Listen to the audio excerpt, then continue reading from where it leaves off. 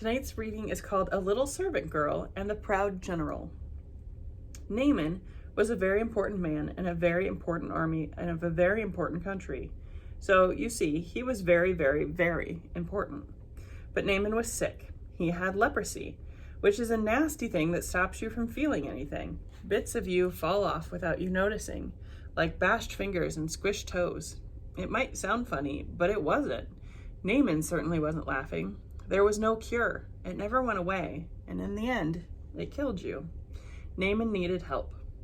Now there was a little slave girl who worked for Naaman, and she knew someone who could help him. But there was a problem. Naaman was her enemy. Not long before, Naaman had led an army raid on her home in Israel. He had killed her whole family, carried her off to Syria, and made her into his slave. Every night she cried herself to sleep. She had lost everything. Why would she, of all people, want to help Naaman? Didn't she hate him and want to hurt him back? Didn't she want to make him pay for the wrong he'd done? That's what you would expect. But instead of hating him, she loved him. Instead of hurting him back, she forgave him. I want Naaman to get well, she said to her mistress. There's a man in Israel called Elisha who can heal him. I'll go, said Naaman, loading up his wagons and putting on his flashing armor. But I'll go to the palace, because that's where someone important like me gets healed. So he hurried off to Israel and went straight to the king. My healing, please, he announced. I can do a lot of things, the king replied, but only God can heal. Just then a message from Elisha arrived. Send Naaman here, it read. So Naaman hurried off to Elisha's house. But Elisha didn't even come out to greet him. He just sent a servant instead. Doesn't Elisha realize who I am? Naaman thought. But what the servant said next made him even crosser. Wash in there, he said. Just wash? Naaman laughed.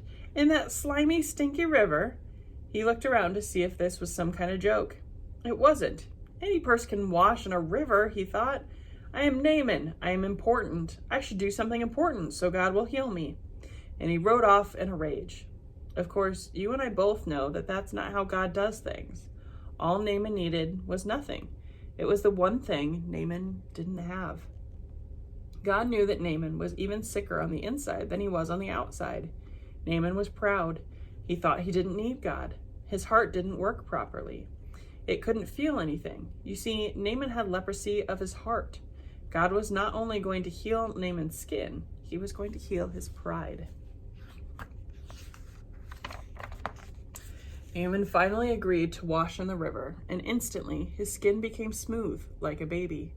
Naaman wanted to pay Elisha. God healed you. You can't pay, Elisha said. It's free. And so it was that a very sick man was healed, all because of a little servant girl who forgave him. God knew sin was like leprosy. It stopped his children's hearts from working properly, and in the end, it would kill them.